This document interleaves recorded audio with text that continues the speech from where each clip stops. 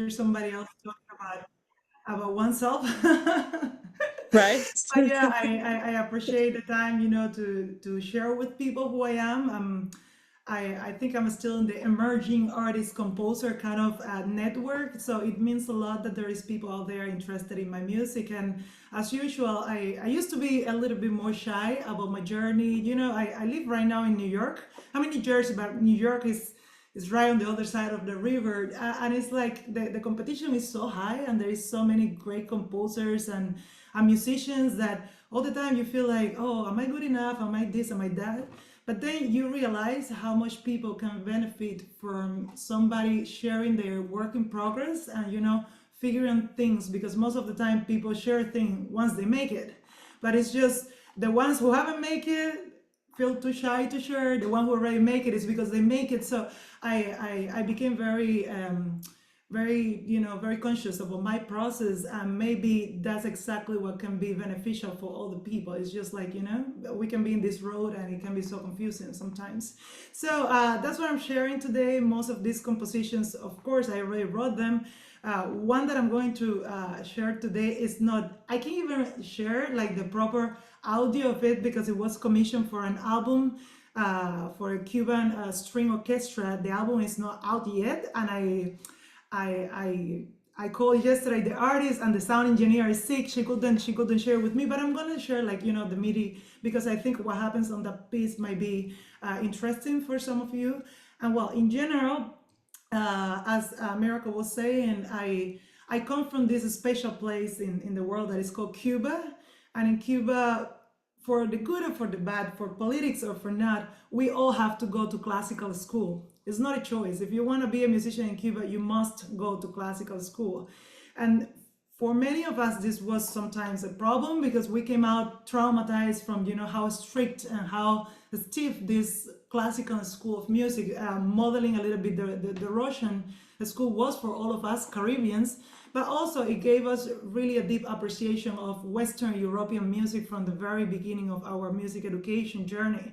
That pairs with Cuban streets. If you ever go to Cuba, I don't know how many people here have ever made it to Cuba or know a little bit about the country, but Cuba, you go out on the street and you're breathing music. It's just what we do. Is everywhere. Percussion, drumming, people singing, people dancing on the streets. Is really an essential part of the identity. And this is also, I grew up dancing with timba, rumba, some of all these uh, popular music styles that later, as a musicologist, I was so fascinated about when I have an opportunity to research about them. And later in my life, and I'm going to fast forward to my time now in the US, where I finally had the opportunity to study jazz. That was like, was a dream coming true, because improvisation was the place that fixed it all for me. Classical is like, I couldn't be that 100% accurate classical pianist, and suddenly in jazz music, every mistake is a window, it's an opportunity to create something new. It's not about perfection, because it doesn't exist. It's about creating things in the moment. And the amount of freedom I discovered in this space, it was unbelievable. It was just such a happy thing for me, that I started healing my relationship with classical music, with contemporary music, with all the musics, after finding to some extent some sort of personal validation through this music space and the interactions that happen in jazz music. So with that being said, you will hear these three very big words behind my music, which is classical background, Afro-Cuban, and the jazz. Afro-Cuban and jazz, they mix together. They have very similar roots.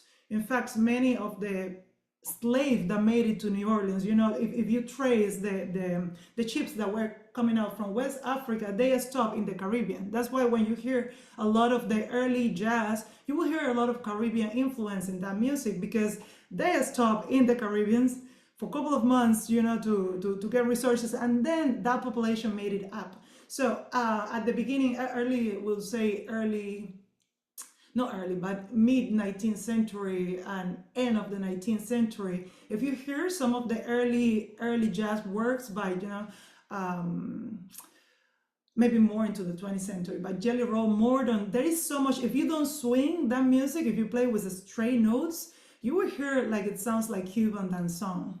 And this is so interesting when you hear these connections, it really helps you to understand the music, not only as a listener, but as a performer.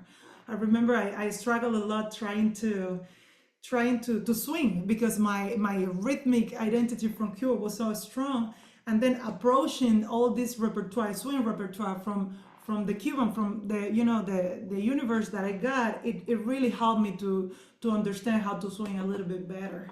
And well, I'm going to share my screen because that's enough talking about me. Let me see. Okay, just to keep track of things, because it's I know we don't have forever. I would love to have more time to really go deep into some of these topics, but just to keep track of things. Can you see my goals for today? Is that what is being shared right now?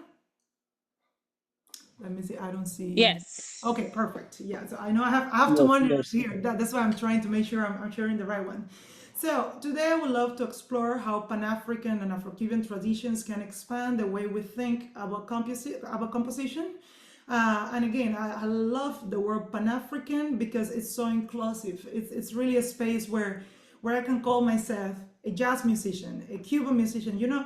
When some of these tags gets narrow, Pan-African gets so flexible and allow us to be ourselves whenever, if I try to fit in the complete classical music world, I won't fit. If I try to sell myself as a jazz musician, I won't fit. Then if I try to do the Cuban pianist, I won't fit because I left my country 15 years ago. Now, when you approach your identity from this Pan-African space, it really is the space where you can merge all that together. And I'm really excited about what this concept have allowed me to be in my music. So also to understand how personal identity can become a creative framework. And I love to talk about identity in my music because I don't compose music just for the sake of composing. I think music is an extension of our identity, and melody, rhythms, textures, harmony, chords, all the specific, expressive features of music are just an extension of that identity. So going into oneself, what is identity to me? What is being a Pan-African being in this world? What is about reclaiming my Pan-African legacy, all this heritage, what this means to me, and how I want to portray it in the music, which is not necessarily the way that other people want to do it, even if we share similar backgrounds. So I find that when you approach your creative process from this kind of frame, identity, it really can yield to some very creative results, even though music or rhythms or intervals are all the same. Also, I would love to discover practical and compositional tools drawn from rhythm, melody, harmony, and interdisciplinary ideas such as poetry or visual arts. How can we find inspiration on maybe African American poetry? Or in my case, one of my pieces, I draw inspiration from the Cuban national poet that had a lot of influences from Santeria and the African culture in general, Afro-Cuban culture. And at the end, last but not least, is to live inspired. Thank you for the one that was sharing at the beginning that was inspired. That, to me, that's the most important thing, There is no way we can cover as much as I wish in just 2 hours. But if any of these things resonate with you, open a door to curiosity. That's what inspiration does. And, it's a journey that you can continue on your own. So this is pretty much, I'm going to leave it up there, but this is pretty much what we are going to do today. So as I was mentioning, when I think about identity in composition, I always return, it's a place where I like to return to rhythm. And rhythm to me probably is the most important thing of all the features. I always say, as an improviser, if your rhythm is strong, you can get away even with your wrong notes.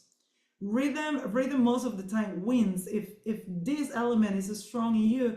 And in African or any of the Pan-African music cultures, and that includes from jazz to Afro-Cuban music to any of the Latin American musical cultures that had something to do with Africa, you will hear rhythm being something so special and being the core of the music itself. So the first thing I wanted to share with you is not about my music, is this little video. One of my mentors, Danilo Perez, is a great jazz pianist from Panama.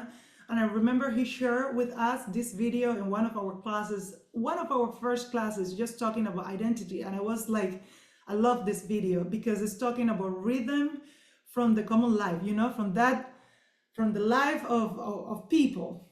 And you will hear how life in if you take it, you know, from the streets, from the really natural frame, it can be so polyphonic and so polyrhythmic.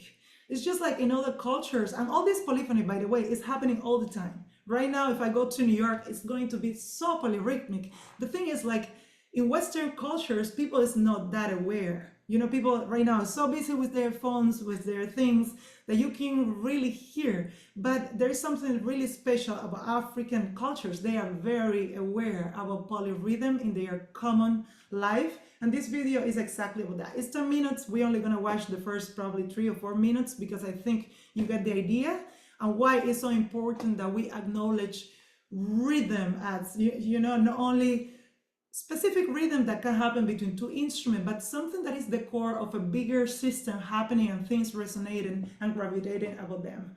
Let me know. Oh, wait a second, because when I share, I didn't put share sound. So let me make sure the sound of this go well.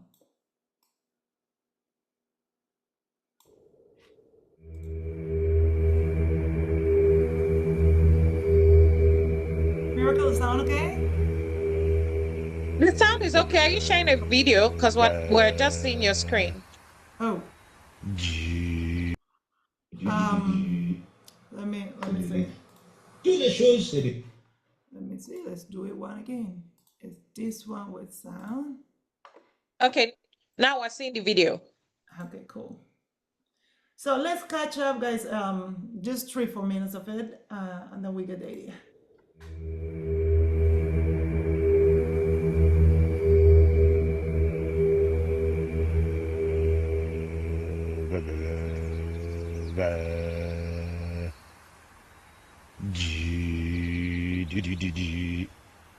C'est le rythme. Toutes les choses, c'est du rythme.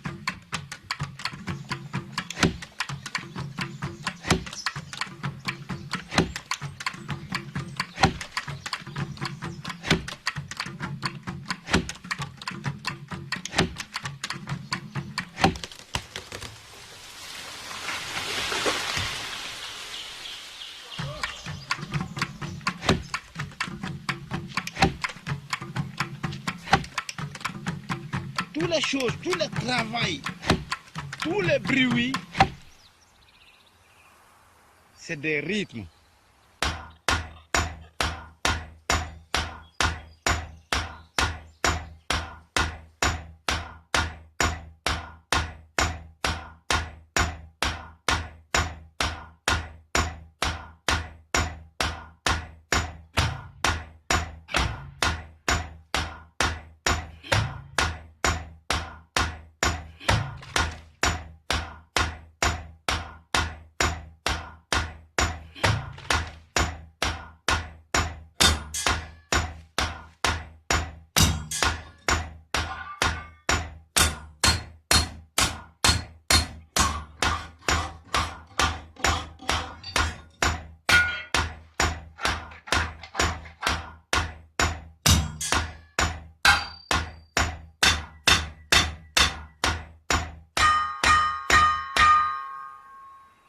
Djembe.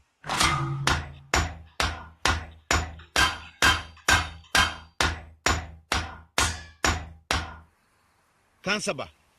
Ping.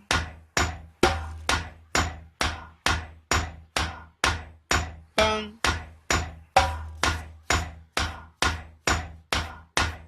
Boom.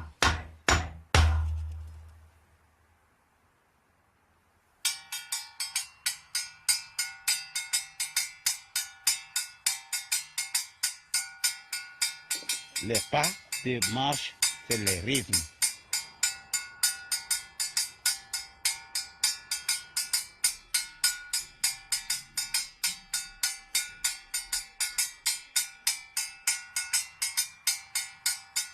Les paroles, c'est des rythmes. Kini masana kela ibo saneti. Eke. Kini masana kela ibo saneti. Eke. Kana kuduba, kana kuduba, kana eke, kana kuduba, kana eke, kana kuduba, kana eke. Kini masana kela ibo saneti.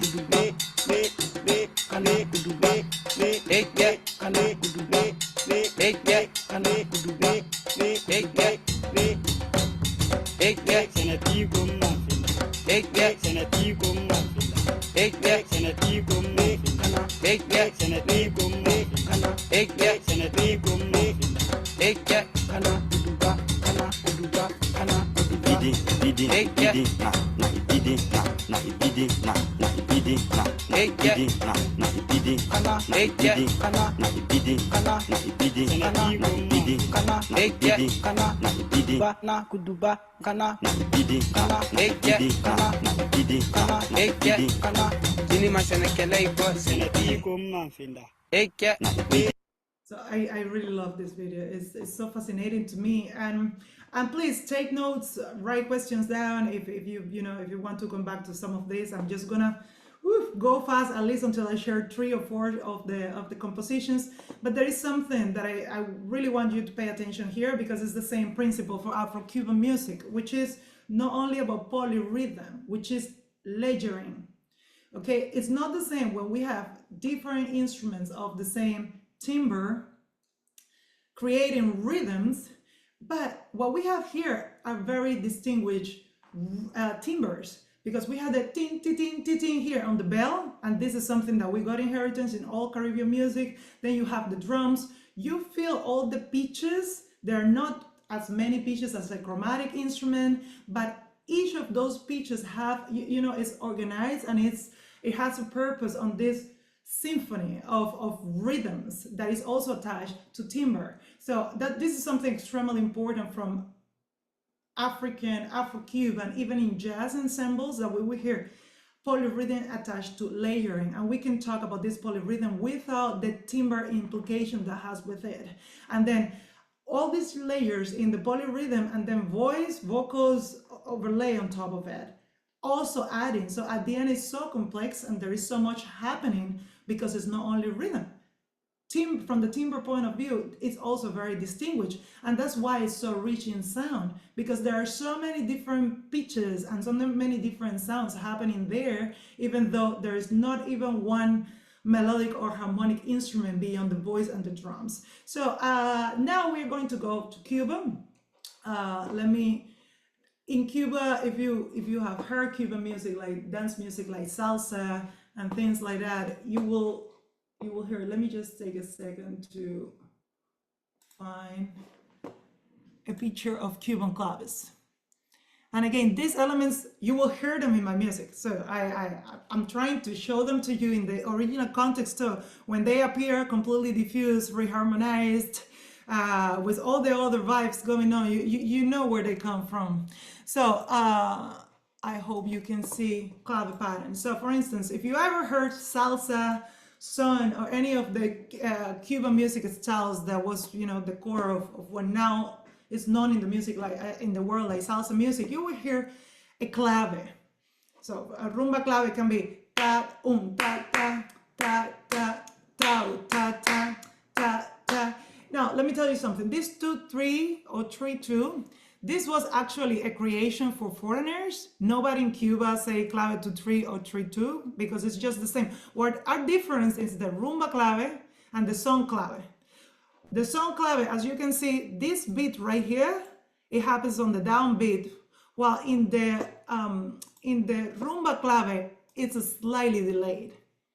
So there are basically those two, rumba and son. The fact that if it's 2-3 or it's 3-2, because it's just the same clave, it's just flipped. It's depending of the other instruments and depending of the melody, depending of the bass line.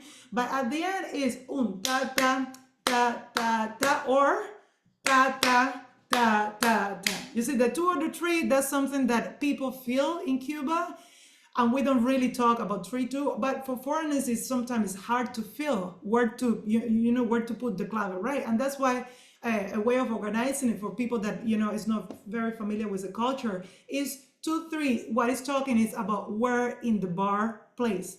If the downbeat is at the beginning of the bar, or the downbeat is displayed.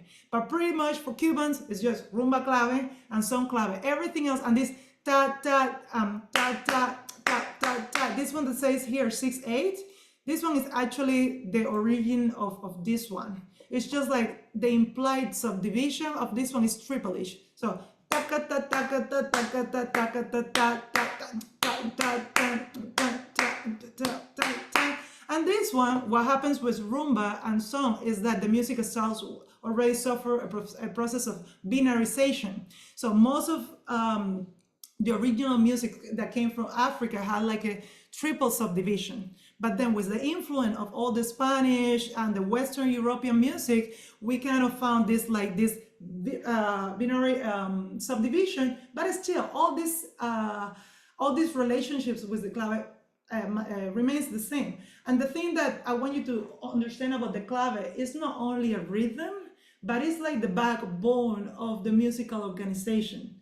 So once you have that clave set, you will see that everything else, like the cascara on the timbales and the montuno on the piano and the bass line and all these other elements really are gravitating towards this clave. And this is a fascinating concept to me, because even though I was not always interested in using a rumba clave or son clave, a couple of years ago, I wanted to explore about claves in odd meters. Because in Cuba, most of the music is in 4/4 or 6/8, right? We don't have a lot of odd meters like, I don't know, people from Israel or Turkey, or in Venezuela, for instance, they have a Venezuelan merengue that is in 5. We don't have music in odd meters, and I was always interested in this, but it was so challenging to me. And I was like, how can I make odd meters accessible to me? And that's the first composition that I want to bring today. It's part of my first EP. It's called Sonera. Every single composition in that album reflects a different odd meter: 5/4, 7, 9, 11, 13, and 15. This one that we are going to listen right now is the one featuring 13. Let me see if I find it. What is it? Canción de cuna. All right. So, as you see that down here, there is a clave, and I invented that clave, but I invented the clave from the same concept. I want to create a rhythm that functions as this backbone of the, of the polyrhythm, of the polylayering symphonic orchestra that I want to create, and every single other instrument is going to gravitate among it. But then this piece was created from a very contemporary jazz perspective. It will have improvisation, you will hear bata drumming. So there were many instruments, and from the aesthetic of a jazz musician, I don't want my music to be locked in the clave, because it's not for dancing.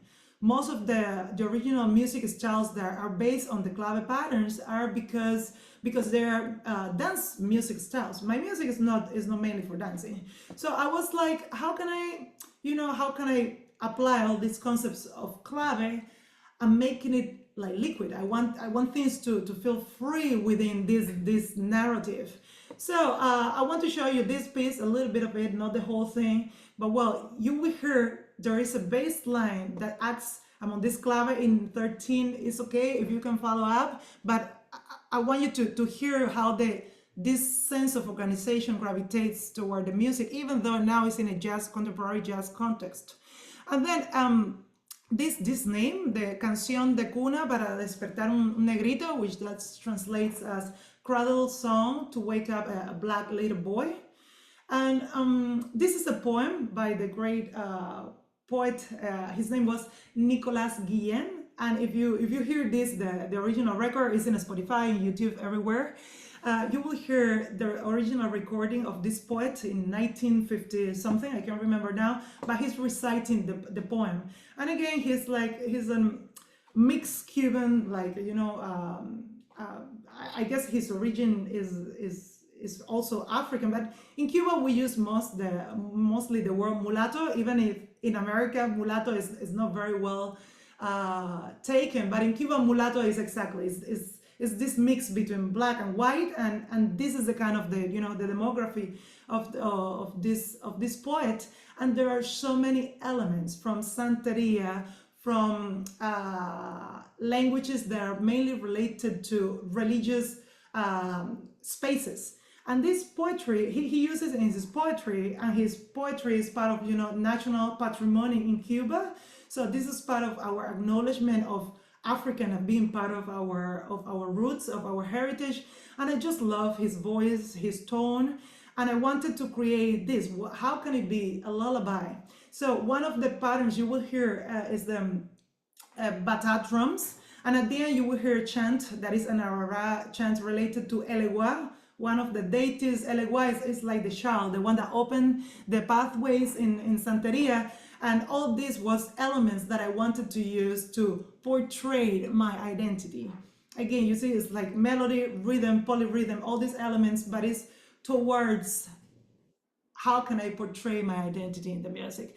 So with that being said, I'm going to share a little bit of the video of when we recorded this back in 2022. We recorded this piece in, yes, 2022. Let me...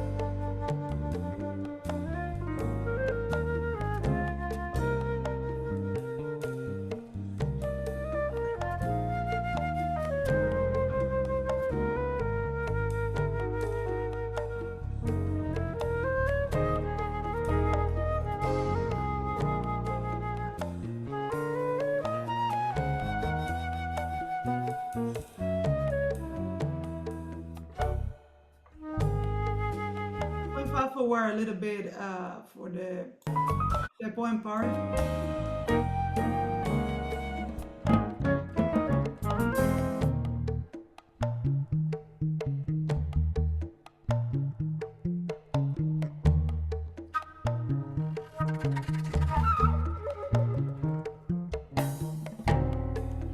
acaso venga con su negraza, aire con aire que el sol abraza. Mire la gente llamando pasa, gente en la calle, gente en la plaza, ya nadie queda que esté en su casa. Coco, cacao, cacho, cachaza, upa mi negro que el sol abraza. Negrón, negrito, ciruela y pasa, salga y despierte que el sol abraza. Diga despierto lo que le pasa, que muera el amo, muera en la brasa, ya nadie duerme ni está en su casa. Coco, cacao, cacho, cachaza, upa mi negro que el sol abraza. Ella timbo ya tambo maito no me. We are about to talk about call and response, and this is call and response, for instance. Soy ya va tambo maito no me. Azuko ya va tambo maito no me. Ella timbo ya tambo maito no me.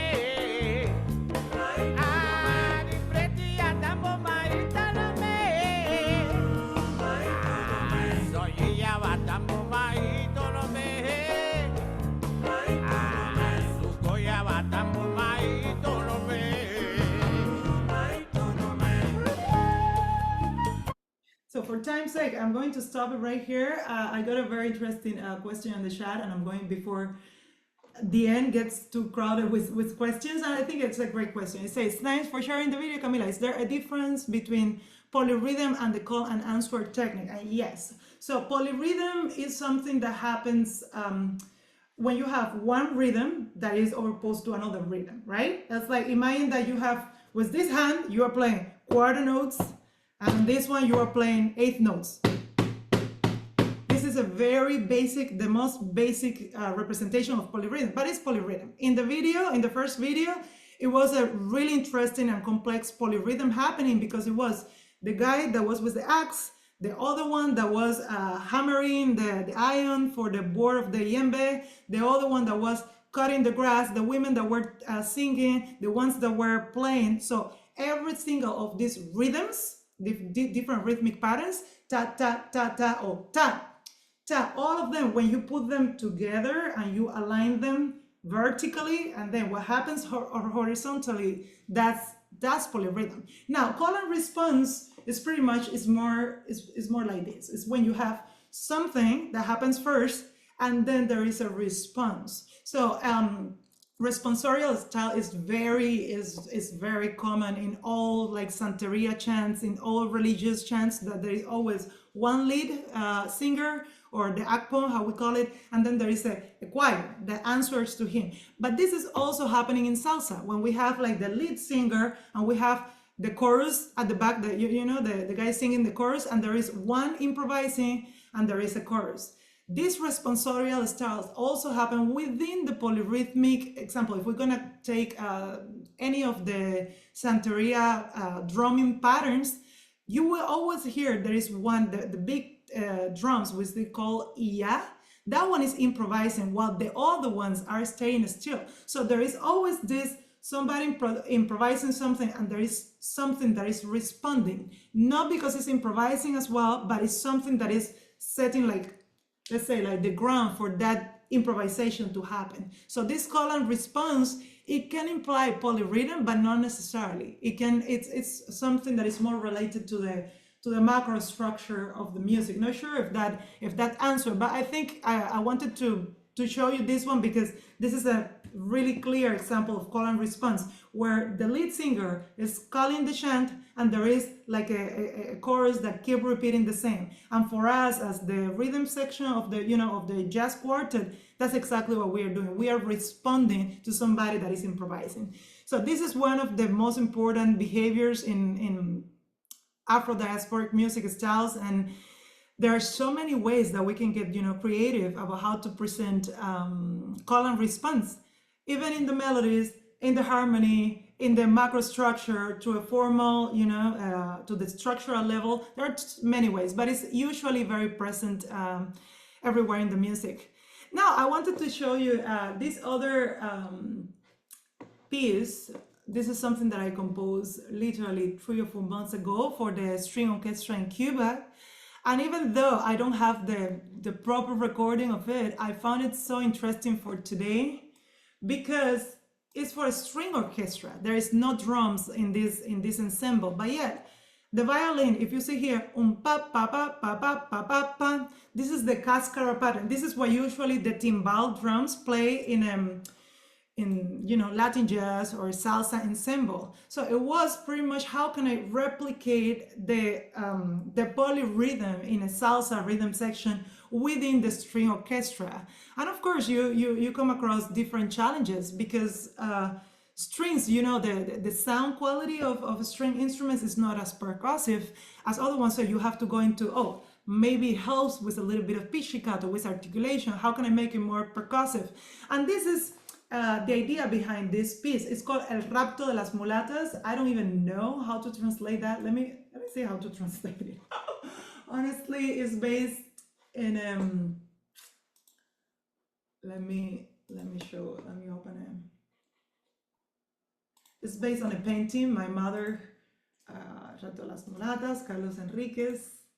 So it's this painting, one of the most famous Cuban paintings. The author is Carlos Enriquez, and there is all this, it's so passionate. It's a very famous Cuban painting, and it shows, passion and all the reds, and there is about the Spanish guards on their horses and the women, and all this passion is what I wanted to represent, and the blend between African and the European influences in the music. There are a lot of African rhythms here, but it's played by a string quartet, which is not a string quartet, string orchestra, which is a Western European ensemble that came to Cuba. So I will show you a little bit of the music. No video for this, and this is a mock-up from the score, but well, at least you get the idea.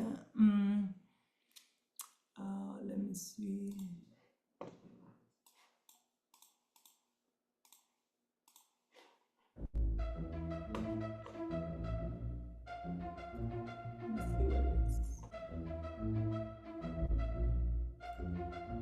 Here is that specific pattern.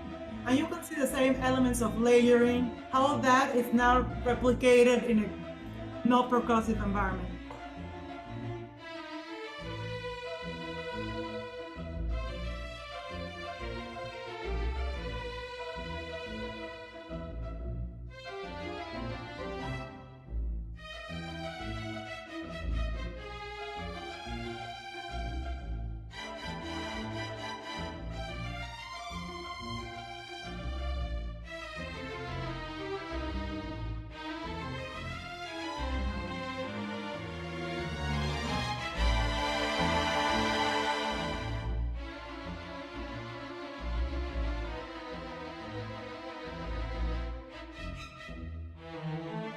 A lot of instruments get the melody, pizzicato gets, it's a very percussive way to a string ensemble.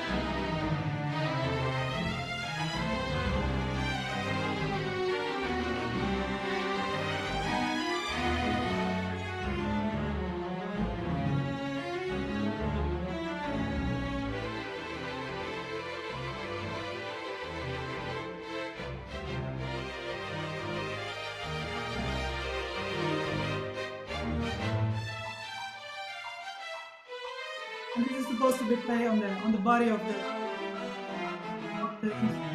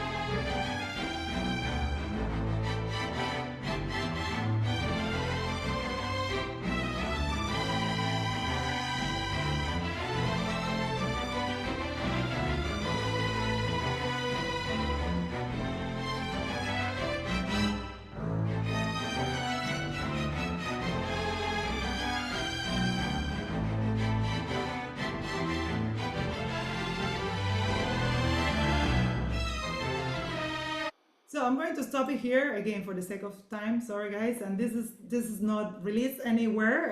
It's still on the sound engineer hard drive. But I really wanted to share with you because it's really composed from like rhythm section, salsa, Afro-Cuban perspective. That was the idea. It's for a Cuban string ensemble. I knew, I'm not too sure, a lot of string players around the world will be able to handle the rhythmic vocabulary and all the, the triplage and all the juxtapositions of rhythms overlaying with a bass that is mainly anticipated. But this is a vocabulary, rhythmic vocabulary that everybody knows in Cuba and they know how to handle, even though they are classical musicians. It's not really the players of a salsa ensemble or Cuban jazz or anything like that. But it's such a rhythmic vocabulary that is so ingrained in the cultural identity that they are comfortable, they recorded. And it was, of course, challenging because of the specific textural limitations of the instrument, which is like, there is a lot of decay in the sound of a violin. But still, it was a fun piece. I can't wait to hear the final recording. And yes, on the bass line, you will see pretty much the same as a salsa bass line. And here between the cellos and the viola, what a montuno or a tres will do, like a piano will do, which is this kind of syncopated comping. And then you have a melody up there. And there are, of course, other elements of harmony, especially coming from jazz when the harmony becomes a little bit more dense. But pretty much from the rhythmic point of view, this is what is happening here. So before we continue to the next work, is there any burning question from this or the previous piece? Otherwise, I'll continue to explore the next one. All right, I guess I will keep going. For general questions, we can always talk about them a little bit fast. But if there is something specific, we can, as the other question, we can take it as it goes. All right, so for this next one, I wanted to talk about melody. And now I'm going to bring Bravura, which is a piece that Miracle was talking about. It was commissioned by the great pianist, also from Nigerian background. Her name is Dr. Samantha Iggy. She's based in the UK, and we know each other for forever. At that time, she was teaching in Singapore. I was playing salsa in a club, and our lives have changed so much since we left South Asia. And like in 2019, she came to Berklee. I was studying, and she was like, "Oh well, we started connecting again." She was doing her PhD about the Chicago Renaissance and African American female composers and how they contributed to the Chicago musical scene of that time. And she had this book that is called "How Raised South Side Empresarios: How Raised Women Transformed Chicago Classical Music Scene." And she commissioned this piece to be a part of her performance. And pretty much her concept of performing involved is a little bit between lecture and music. She will do her recitals, but also she will be commenting about the pieces and all the historical frame of the pieces. And she told me it's like there are themes. If there is any quote from Flores Price or Margaret Bones, which are two of the main composers that she was researching about, if you can quote some of that music in your piece, I will be forever grateful, because it will really help me, to tie your piece to the core of my research. And this piece came out, it's super me. It's you will hear again the blend between jazz, classical. It's a solo piano piece, so I guess it's more classical sounding than the first one that we heard. But again, there are two themes that I want you to pay attention to. One is this one. Let me see when it comes. No, it's not here. Let me see if I find it.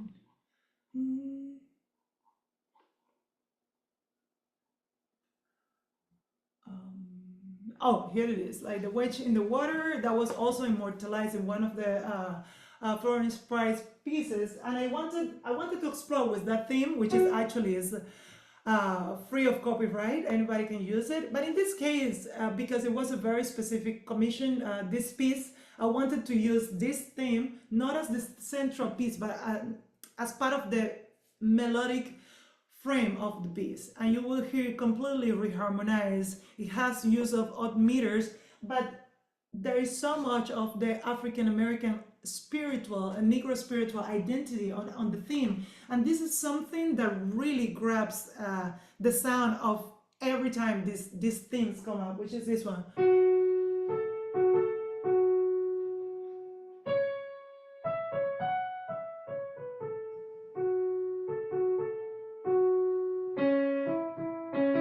Can you hear my keyboard? I'm playing my keyboard right now. I hope it's coming through.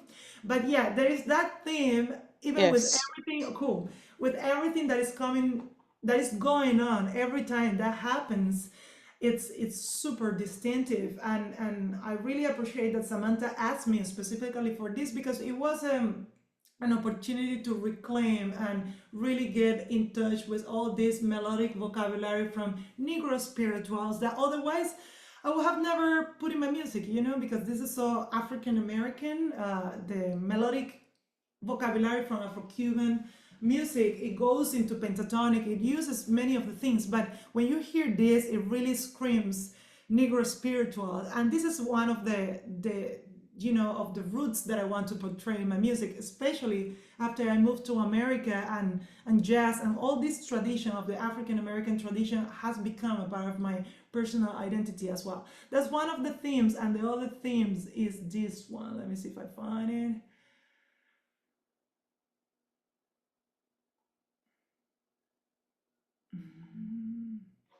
Forgotten what page. I had it already down and I completely forgot about it. That's the interlude.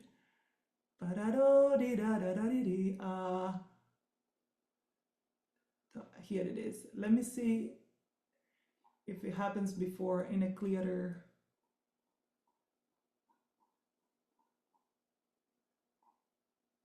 Here it is.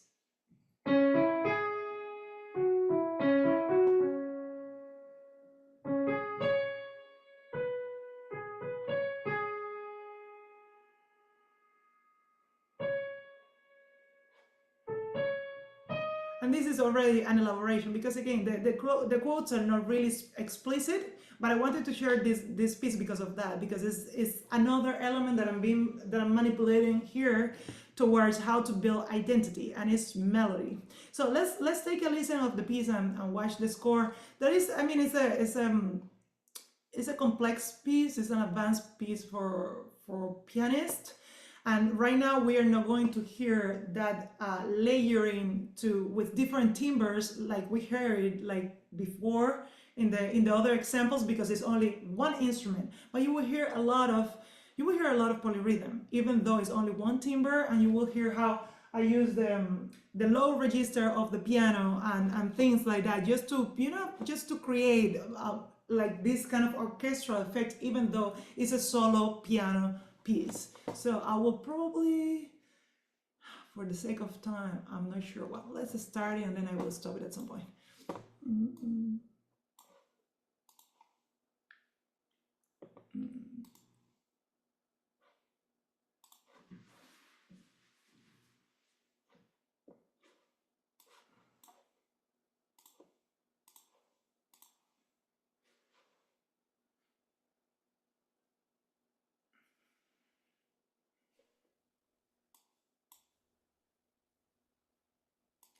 Let's find out why this one always there.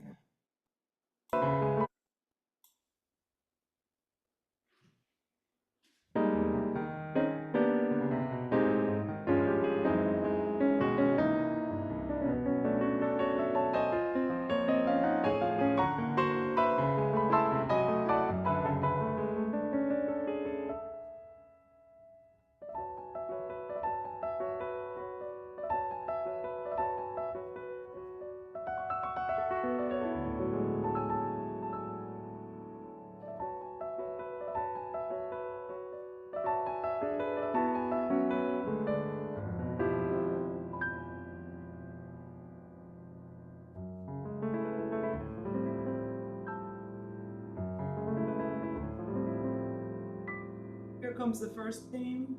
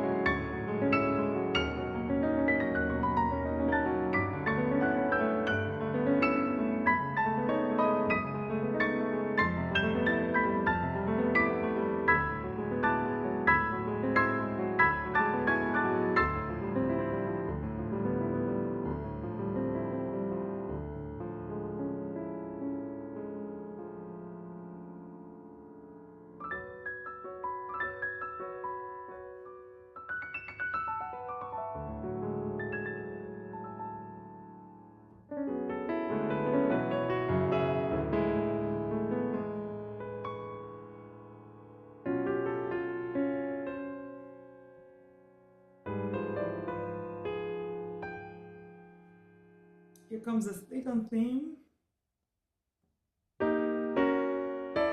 More like in a kind of like hymn texture.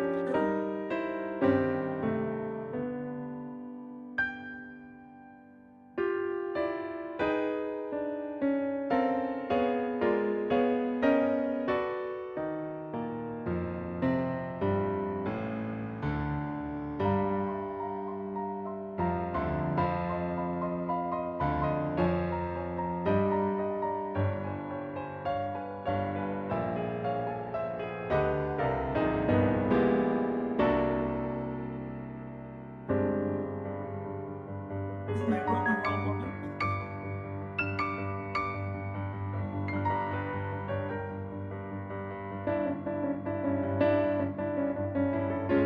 The shift emotionally from something more melodic to something more percussive and dramatic.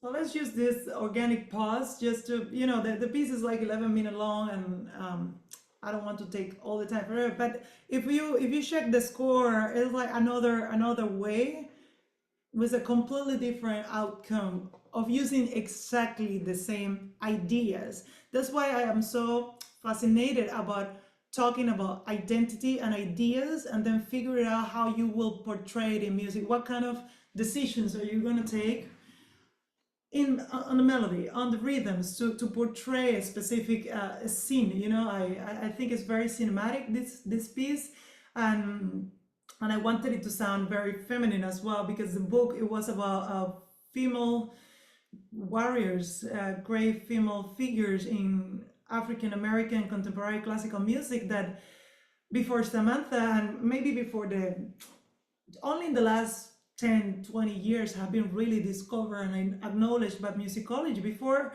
not a lot of people knew about these women, and some of them are truly remarkable. So this piece was a tribute to them and to what they mean to me. And you know, I was trying to, how can I be myself and pay tribute to all this heritage that now is mine, even though I was born in America, in Cuba, but now I'm here, and I feel so much resonance in the work of these women with my work.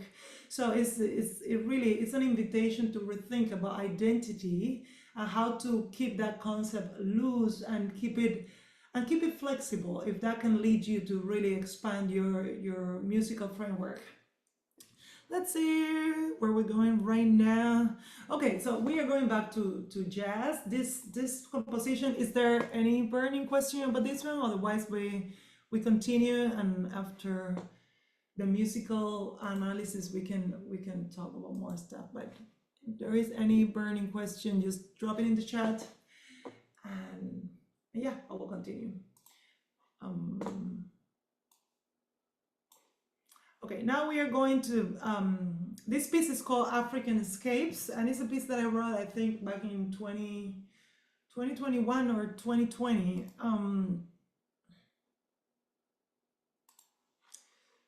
Let me get the music ready. It's right here.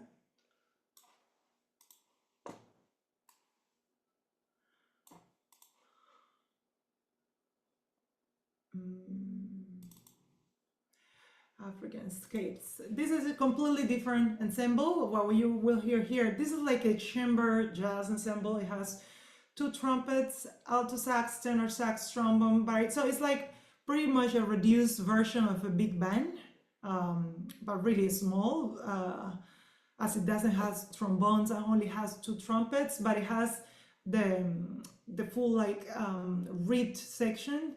Then it has vibraphone, jazz guitar, piano, electric bass, and drum set. And really, this piece, when I wrote it, and I was still in school, and I had to be mindful about how the musicians that I had available could interpret the rhythms and the kind of a scene that I wanted to portray. It's very cinematic from the very beginning. It's like, I don't know, I was thinking maybe one of the initial scenes of the Lion King, you know, the cartoon movies where the child is just looking at the savannah. That was my idea, and I wanted to feel that rich, that royalty. I wanted to portray that very rich landscape, and that was the idea. But it's still from the jazz language, and even though it sounds, I think you can feel from all the elements, not only the rhythmic elements, but also the timbre choices. I usually don't write a lot for vibraphone, but I thought that instrument would be cool to portray this African identity that I wanted to bring to the music. And yeah, many of the same elements that we have been talking about, which is layering, polyrhythms, those kind of things, you will hear them here. And yes, let's check out a little bit of the music with the score. It opened us with this, like, still it's similar to the previous one. It's a like kind of a hymn where the instruments, the horn instruments are playing like long notes, and there is a little bit of a motif that is being expanded. So and later that same melodic idea just gets very rhythmic and becomes the central melody of this piece. Let's check it out.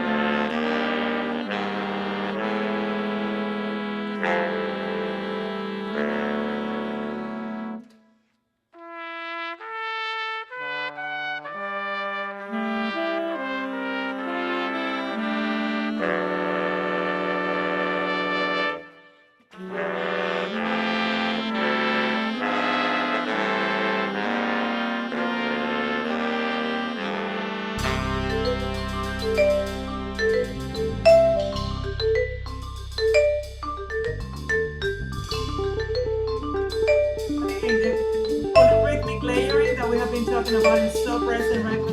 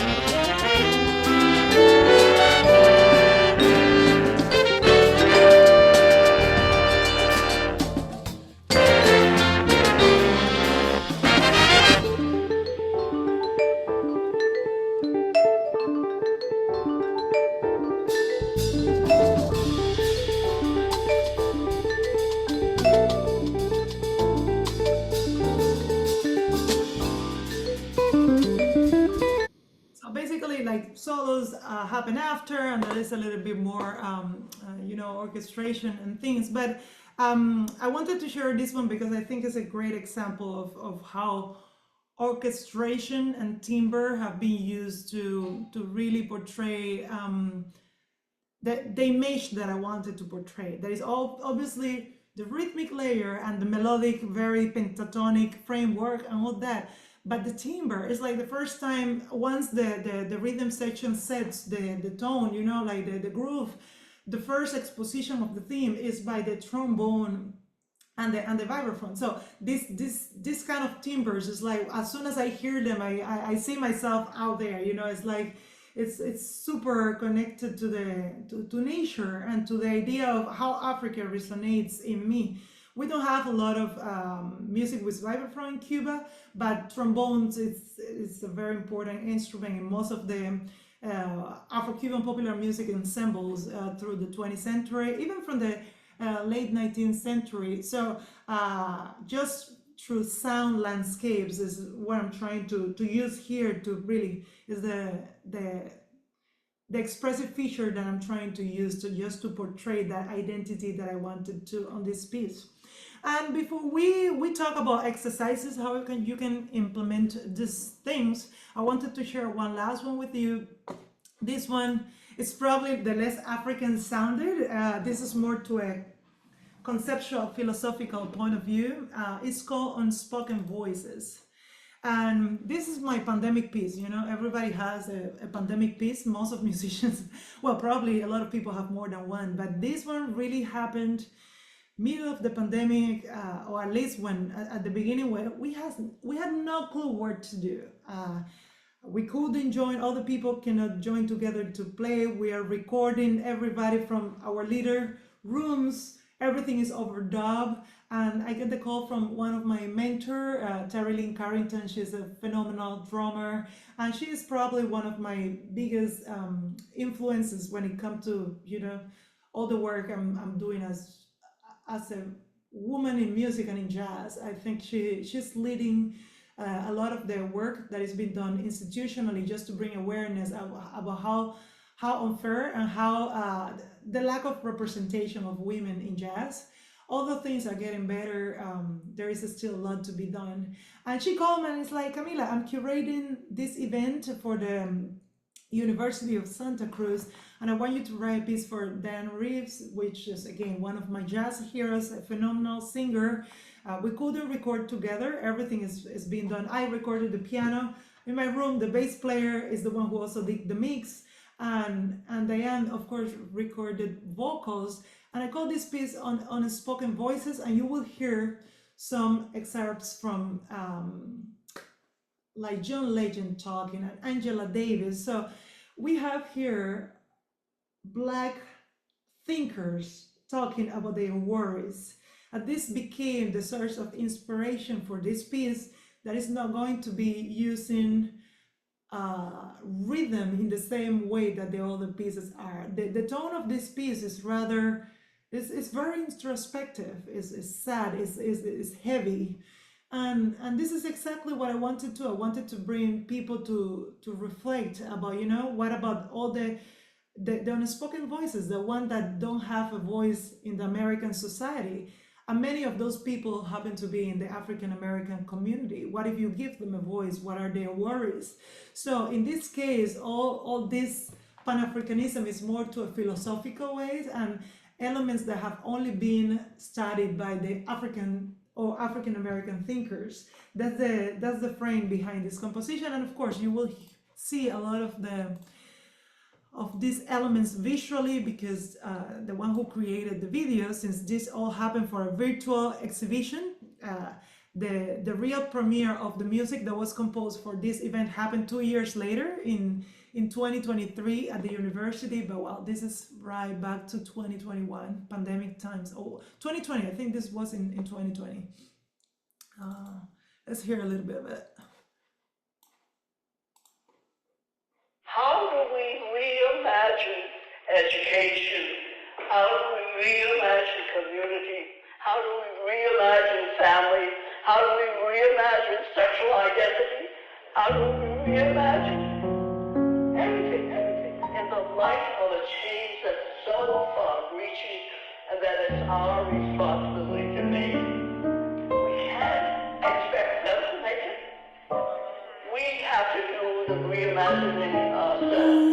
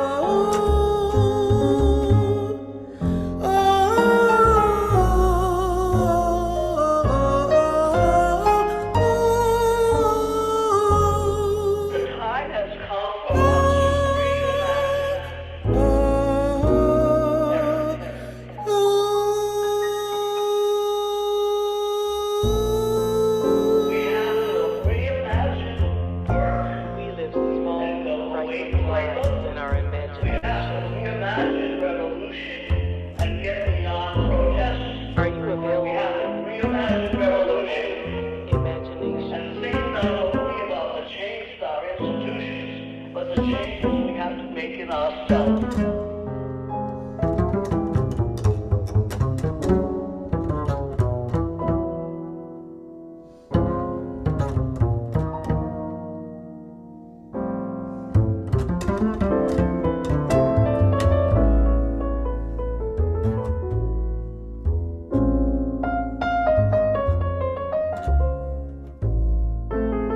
What a pause for while.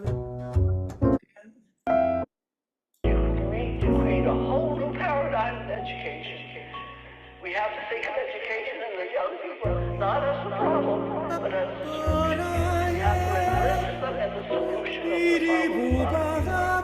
That's a whole way of reimagining youth and the relationships with generations. Every time we lock someone up, it's a choice we're making. We're saying we're going to invest dollars into keeping people in cages. Or we could have invested that money into making their communities better, making them safer, healthier, better educated, so they were never in trouble in the first place.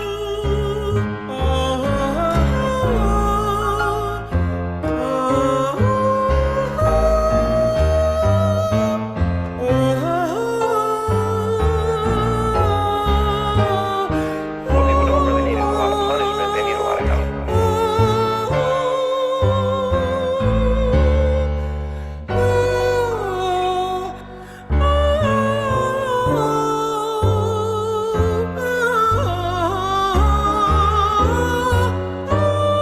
We are the most incarcerated country in the world. We have 5% of the world's population. We have 25% of the world's prison population. That means we lock up people at a higher rate than any other country in the country. The laws aren't handed down from God. These are laws that we as society have decided upon. We can change those laws. If we overpunish, we can decide as a society that we've overpunished. We sentence children in America to life without parole. No other country does that. We don't have to do that. So this was Unspoken Voices, and again, I love Dianne, and I love all the the feelings that she brought out of this specific piece, and yeah, how to convey, how to make it sound African, how to pay tribute to the community, because this was created for an event called Music for Abolition.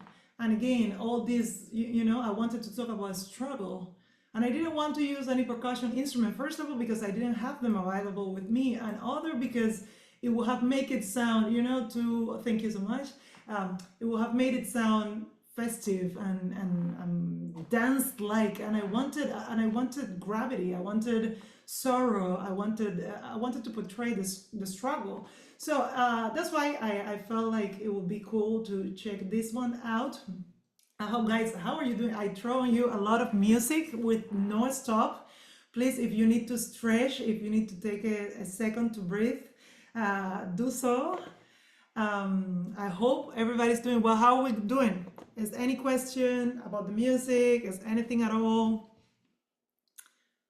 Any question come to mind? Okay, people is doing well. I'm glad to hear that. And again, I feel like it's hard to talk about specific techniques because everybody embrace their blackness and their Pan-Africanism in their own ways, but it's just a matter of sharing my process and things that I have opened doors for me musically, in a way that just thinking, if I start composing from, okay, I'm going to create a melody, 16 bars or a specific rhythm, when you start composing from the music itself, sometimes might be a little bit restrictive, especially after you have, I don't know, more than 30, 50 compositions out there.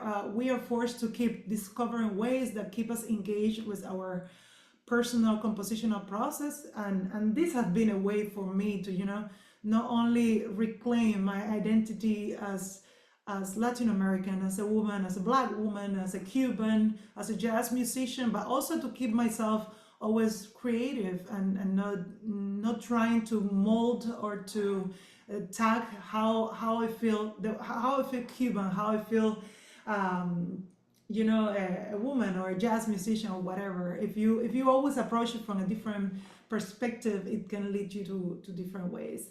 So I was thinking now about talking about probably, I don't know, creative exercises. Let me bring up a board. I don't really know how to do that. Let me, I could ask a question. go for it. So I really liked Bravura. And I wanted to ask, you guys used Wade in the Water as the theme. What made you choose Wade in the Water? Like why was that chosen as the theme for Bravura? Well, honestly, that particular theme also in the score, we put it that Wage in the Water was mainly for a copyright theme because it's a free copyright theme. But the reason why it's part of that piece is because of Florence Price's version of that theme. So Gotcha. one of the main works on her repertoire is is the way is her, how to say that in English, is the way she approached that theme, that she called it in a different name, but it's the same melody, the same with the other melody. These are like kind of, I don't know, it's like saying right now I take an Elegua chant. It doesn't belong to anybody. It's part of of the popular culture.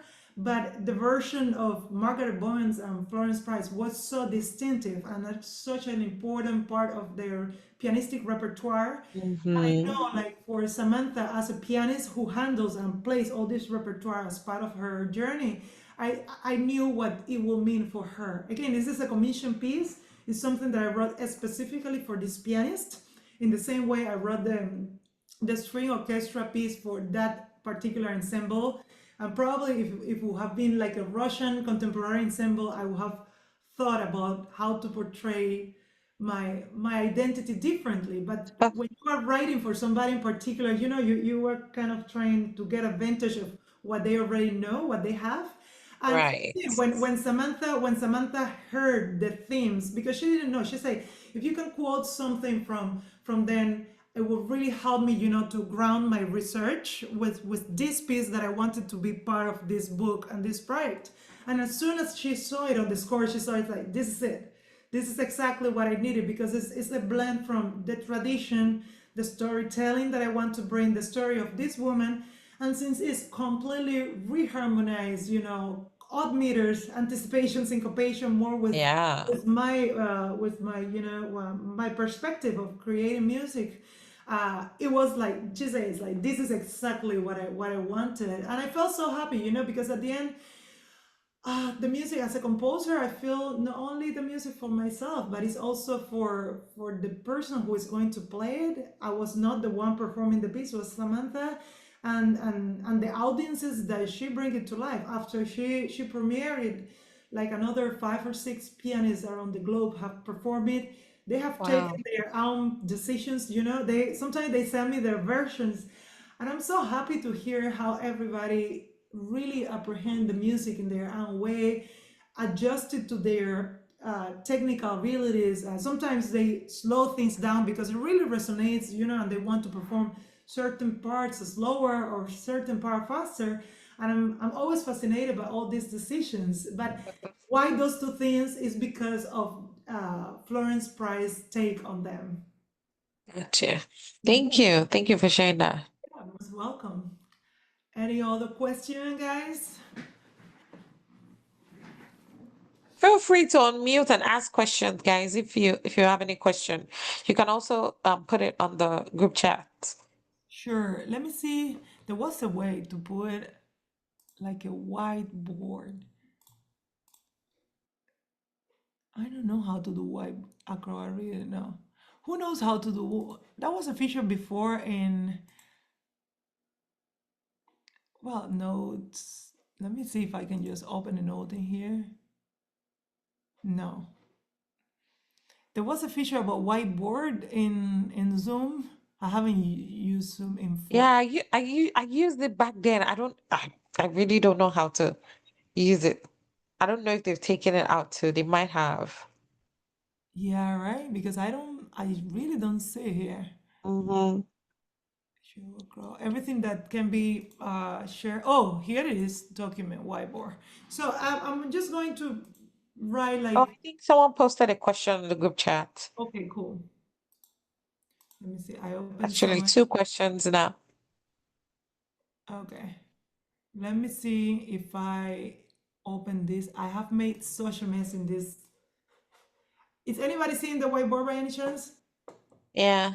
It's not that we're gonna use it right now, but well, I just want to make sure if it's okay. Let me see. Is Calypso also? Of course, yeah. That's Calypso or anything, anything. The good thing about talking about techniques is like you can pretty much apply it to everything. Like if you hear my album Sonera, there is not even one salsa song, but everything is rooted on salsa clave. So this is the thing. I was inspired by a particular technique, which is how the clave functions to organize Afro-Cuban music, and I just took the same principle to create music in odd meters. You know, if there is now, you go and listen. That's one of the. That's why I wanted to put like a whiteboard just to write down ideas about how to create exercises to implement these ideas. You are familiar with Calypso. That's what you like. You listen to Calypso and you ask yourself, okay, what are the main elements of Calypso that I want to reimagine in a new context, right? Because if you are creating a fully Calypso song with all the instrumentation typical in Calypso, it's okay, but that's already something that it's kind of easy because it have already been created. So you can use different Calypso songs as a point of reference and you can create something new. Let's say a melody, new harmonic frame, but pretty much you're gonna use the instrumentation that is typical for Calypso music. Now, the real deal comes when you are trying to use the core of any popular music style that is rooted in this Pan-African, either Calypso, rumba, song, Venezuela merengue, or whatever. And you're gonna use in a completely new environment. Let's say because you want to create a classical contemporary piece, or because you are writing for a choir and you are writing for this new configuration where you have to rethink about how you're going to portray that genre or that music style without the usual elements that are part of the stuff. So it will lead you to ask yourself, what is the main element? If it's then when you do that kind of critical listening to any Calypso tune, you will say, okay, so I can hear that the bass is functioning like this with with the drums, for instance, and the piano is doing this particular, or the steel pan is doing this particular rhythmic pattern. And then once you identify the different cells that are there, then you just reuse them. And the funny thing about this is like it sounds completely new and fresh, even though you are not really reinventing anything. But since you are using just a concept, you know, a technique, and then the expressive elements, the melodies are going to be new, the chords are going to be new, well, all this music will take a completely new a completely new feel. Let me see, our late Enigma, right? Barbara, all that loved Harry Belafonte Calypso so much. I can imagine that's great. Comment about the harmonic conception, especially in your piano piece. Okay, let me get back. Oh wow, we have actually a lot of questions. Let me see. How can you describe the clave you are using? How different is it from an ostinato? It's actually an ostinato. The thing about let me pull. Well, for time's sake, maybe I just explain it. When you are saying an ostinato is something that keeps repeating. It doesn't have that same idea when it comes to organizing the other instruments around them. For instance, you can hear a lot of ostinato in Stravinsky, you know, the spring right? I don't know if I'm saying it right in English, but there is a lot of ostinato ideas and they go boom, boom, boom, boom, boom, boom, boom, boom, boom, boom. And you hear that in melodies, you can hear them in the bass, but clave is a very different thing. It's a rhythmic pattern that keeps repeating. Most of the time it doesn't change. So from that point of view, it's the same as an ostinato. Now it has an implication for the other instruments that are always gravitating towards it. So if the clave does tan, tan, tan, tan, tan, you will have a bass line that is going to fill those spaces.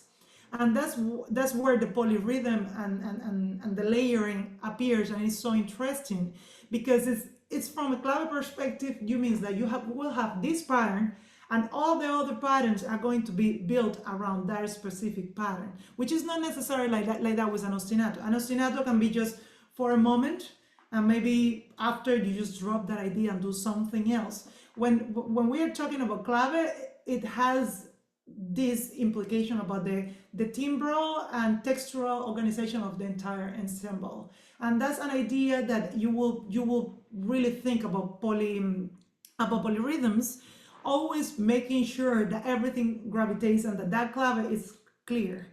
In the first example in the video, you will hear it was on the bell.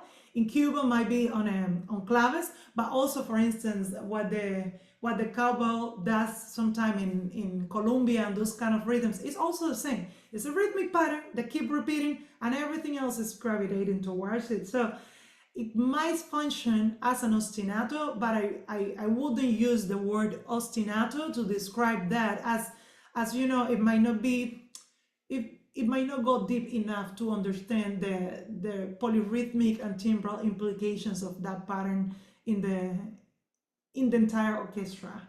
All right, let me see. Comment about the harmonic conceptual, especially in your piano piece. Well, my harmony world comes a lot from jazz. I love also Ravel. I love post-romantic composers. I am a big fan to Paul Hindemith because of Billy Childs. I study with Billy Childs, he's a jazz pianist. And when I hear his music and the way he was blending classical music with the jazz language, I was completely fascinated. And then he said, well, I'm a big fan of Paul Hindemith. And then you will hear a lot of like movement in fifth, like melodies that are going up in fifth, which are large intervals to create melodies from, but this create like, you know, so much space to do things, because if you put like and a lot of like cinematic music also use those kind of melodic behavior using large intervals. So that's another influence when it comes to melodic harmonic frame.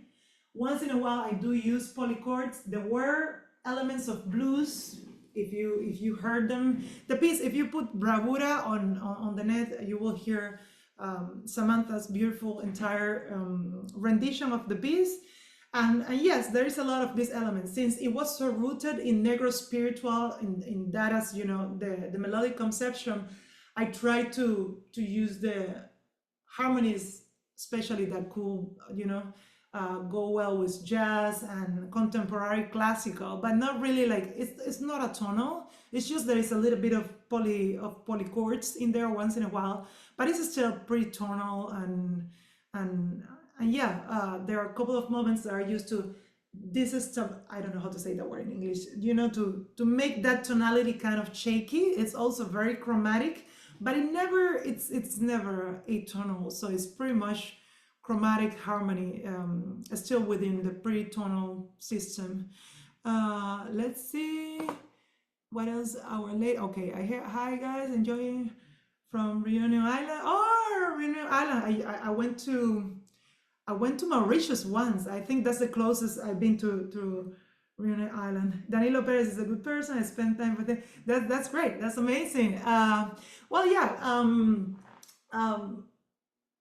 If we take it back to exercises, how can we implement that? I think the guy asking about the calypso is a great starting point. Just take any genre from any type of music that interests you. If you are here, probably is there any Pan-African music style that resonates with you? And just try to scan it. It's like really take a microscope on it and figure out, it's like what is relevant here. Is it a rhythmic pattern that in this case, because of in African music, we are going to hear a lot a particular rhythm and everything else organized around it, this idea of clave, then whatever rhythm you find distinctive, then you use it as a clave. And you are going to write from that clave perspective, making sure what you write on the bass, on the other instruments are kind of resonating towards that clave. That's one exercise. Another exercise I will think about, let me write that one here, like station. Let me see if I Just give me a second.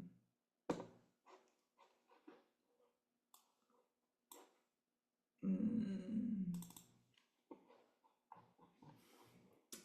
me copy in there so you guys have. So we spoke about rhythm and about layering. So those are the two elements that you know, this is what we kind of talk about.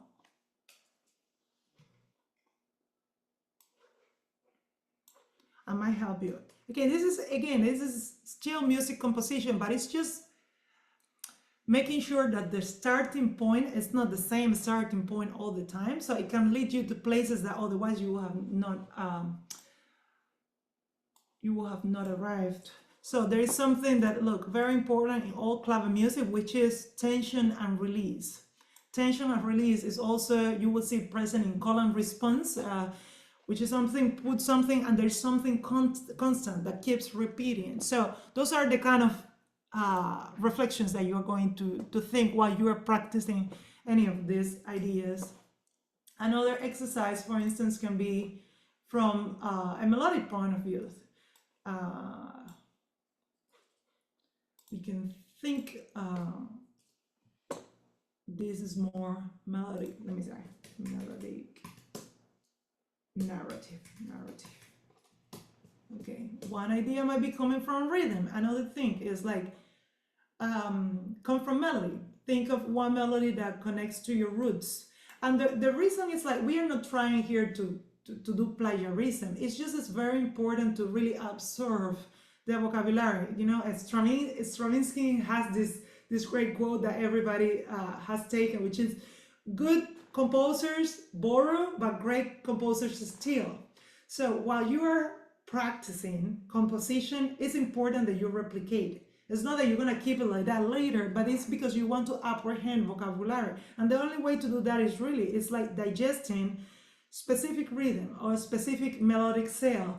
And what happens there, analyzing the intervals, and then how can I reuse this or compose a similar melody, or just use the same melody, but completely like reimagine the other elements. Let's say rhythm, meter, harmony, and it becomes like, you know, in jazz, we call that contrafact. When you use the same, not with the melody because it was copyrighted, but you use the same harmonic changes and then create a new melody towards it. So do something like that, just as a compositional exercise. If there is a melody that resonates with you, either a lullaby or folk song or whatever, try to take something from it and then rethink the other elements around it. If you're gonna take the harmony, then you rethink melody. If you're gonna take the melody, then you rethink meter, harmony, like the instruments that are gonna play, and just check what that experiment takes you. Another that I think is very important, which is call and response.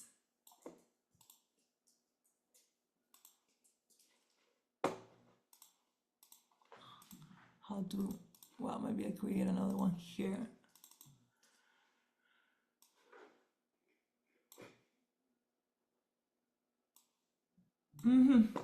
So,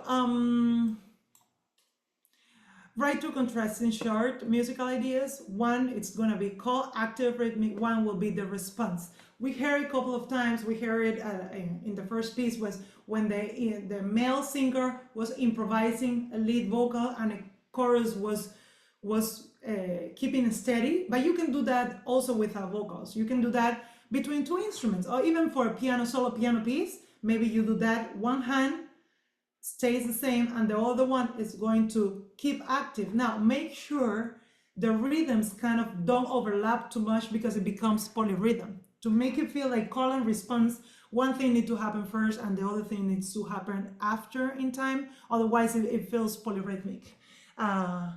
And yeah, just another exercise to think about and you know, take where does it lead you.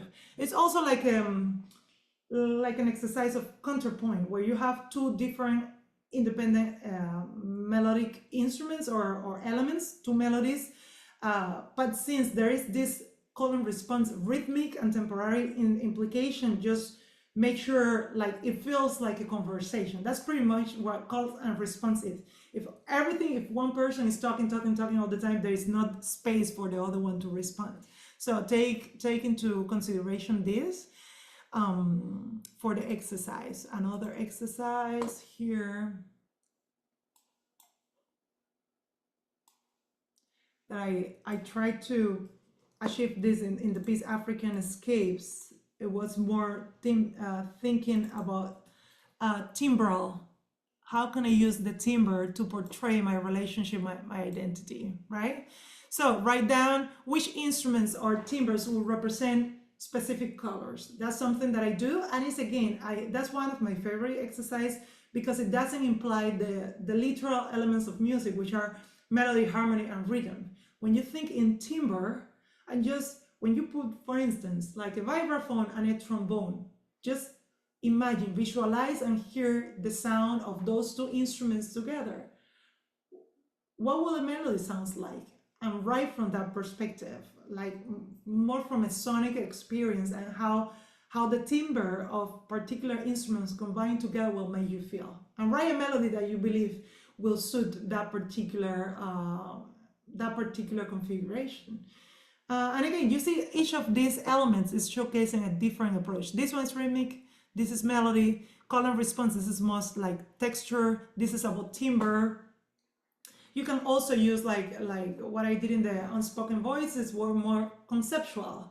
If you feel like there is a topic about the African or Pan-African community that philosophically or more from the anthropologic point of view have been resonating through time, just use that as your frame. As like I used when I was in school, I used to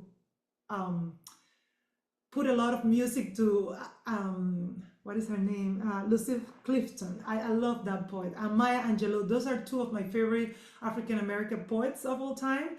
And just hear them recite their poems. There was so much, like Pan-African essence in just their tone of voice. So just take something from a completely different, like let's say, artistic medium, like poetry or I don't know, cine or dance, and just use that as a source of inspiration to write music. That's such an interesting starting point, because how will something visual feels when you translate it into rhythm? How a particular word will sound in an interval, in a chord. You see, so what you are trying is pretty much the work of a translator, where somebody tells you something in one language and you are trying to replicate it, or just try to find the way to say it in a different language. I found a lot of interesting places doing that, and I invite you to explore how to rethink about identity and things like that from that point of view. So these are a couple of exercises. I don't know if anybody comes out. Let me see. Is there anything on the chat, guys? Any new element that you were interested on or something? I know it's been a lot of information, but I really wanted to use the most out of this time. So yeah, we're gonna keep it a little bit longer for questions if anyone's has anything else.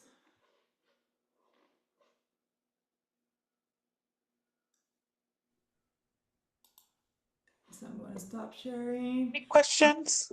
Mm-hmm. For me, it's not a, this is Gibson. Okay. It's not a question. Was probably just a comment and appreciation for the good session that Camila has taken us through. Maybe my question is, in terms of writing your music, have you ever thought of maybe, or have you written or composed your music for anything cinematic? And what are the challenges of bringing all your expressiveness, the Cuban, the Africanness, that expressiveness into the cinematic kind of music. The reason why I ask is because I think there's a lot of connection between visual and music. And while I was listening to your music, especially the one that the lady was performing or singing, I was seeing the African, the sculptures and the African visuals that were bringing, and actually my imagination, my feeling was being taken to almost Angelique Kidjo's that kind of nice music cinematic video, which was very conceptual. And I'm looking into where our composition would stand, or African kind of style of composition would also stand, and is able to represent what is really African in terms of the visuals, the culture, the story, and everything that is behind it. So that's maybe my angle of the imagination that you took me into through your explanation and your music and the examples of the music that you presented. Otherwise, it's a lovely, one of the best presentation that we've had so far. Oh, thank you, Gibson. It means a lot. That's a great question. Actually, yes, I have done things for image. I have created music for moving picture, but it's not that I have done Hollywood movies. And this is the thing. You have to really, that's something that you have to work out with the director, and you see what is their vision, because most of the time when music, in the case, the visuals that you saw were created after the music. So I did the composition, I sent it to Dianne Reeves, to the musicians, we recorded, and then the visual, the guy who did a video thinking about the music. So it's not the same as when you do a movie, that the movie is already created and you come in the process after. Usually it's like that. When you are a composer, as in cinematic composer, that means that you are gonna come after the movie is done. And you have to really try to fit the most of the director, whatever concept he brings to the table, you have to more or less adapt to that if you want the gig. Otherwise, somebody else is gonna get the gig. The good thing is about if you are interested into collaborating with a visual artist, example, African, or somebody that is really taking a topic where you feel your identity as a composer is involved, then that's perfect, because you can really be yourself. Most of the music that is created for Hollywood and those kind of movies is very generic. Like you can pretty much put the same music into any superhero movies and it will work, because it's based on cliches. It's made in what the industry says this is what works to represent superhero. This is what love theme's supposed to sound like. These are the intervals, these are the instruments. Now, when you don't have that kind of pressure from the theater, the cinematic world, and you are more into the creative work, like what I did something for this Italian video artist that she went to Cuba. She created all this video art, and it's like, Camila, can you create? Let me see if I can find that. No, that would be impossible to find right now. But it was like, really, this is Cuba. This is the way I saw Cuba. It was like a 30-minute film, no dialogue, no nothing. It was just what her camera captured and my idea of what she is presenting visually. So something like that, you can really go deep. If you want to portray with drums, with something like that you feel like it's really authentic to what the visuals are, that's perfect. But many times, as a film scorer, which is the name that film composers have, they don't have that choice. That somebody else is setting that what the music's supposed to sound like, and if you go too far from it, they are not happy about it. So and that's why I haven't really go too much into the film scoring world, because sometimes it feels a little bit cliche. It's great. Some people manage to do great compositional work, but it's very cliche, especially like big budget movies. If you are in a smaller market, if the movie is about your country, it's about something that resonates personally, then you are free to pretty much, in the same way that we did with Clave, it's like, what will be the musical elements that will portray this feature? I want to show you something. Let me see if if I can find it. This is a collaboration I did like a couple of years ago for a university in Canada, I think Ottawa University, and they bought the archive of these women film directors in the early 20th century. So if there are not too many women film directors now, imagine in the 20th century. It's like silenced by history. Nobody knew about those women, and the films were silent. So we were hired to create some music, and the films have nothing to do with my Afro-Cuban identity, have nothing to do. So trying to force my Cuban identity over those films, I feel like it would have been too much. I didn't try to do it because, again, my score in that particular context, it was serving something else's purpose. Let me see if I find it real quick. Billy Adventures. I was just checking that clip. Not to, oh, I found it. That's so cool. Let me share it. I know we don't have a lot of time left, but this is super short. Screens. Let me see. Are you seeing this? The screen? I hope somebody's in there. Not yet. Yes, we can see it. This one doesn't have the audio.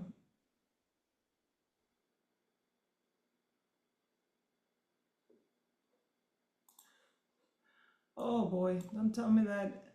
That was released in a DVD collection. I'm so upset about this because I watch it. Let me see, work sample. Oh, maybe it's this one. Nope, it's not this one either. Oh, I won't be able to show you this probably. Yeah, because this is the silent one without the music. Well, it's just a solo piano, super impressionistic, super Ravel. It's a completely different version of myself. I don't have time right now to find it, but that's something that I really, if you are into film scoring, music is usually serving another art, so you have to be mindful about how much space there is to portray your identity, unless the film is directly related to it. That's my 5 cents on it.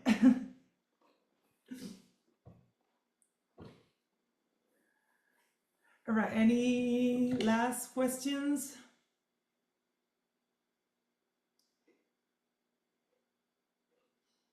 I think we are more or less ready to wrap up. What do you think, Miracle? Yeah, I agree with you. Thank you all so much for joining us today. It was truly an Before we go, insightful session. let me write my email here. Okay. If anybody feels like, anything new comes after I'm gone. Yeah, thank you so much, Camila. It was truly an insightful session today. We learned so much. Thank you for sharing your music, sharing your experiences, sharing your compositional styles, just so many things. And it was truly enjoyable. I posted on the chat, join Akojopo on social media. And then also there's a feedback form. Let us know what we need to improve on or things that you enjoyed about the master classes so far. And then also there's a call for composition out there. If you have any composition that you would like to publish, the link will take you to our website where you can see more about the guidelines for the composition. And anytime, if you have any questions, feel free to shoot me an email. You all receive emails from me weekly, so you can just respond to one of those emails and reach back out to me. But once again, thank you so much, Camila. We truly enjoyed today's session, and thank you for the great questions. Yeah, there were some. really good questions. And I will stop recording, and everybody have a wonderful weekend. And well, the weekend is almost ending. Have a wonderful week ahead. Right. And then see you all next week. See you all. Bye-bye. Bye.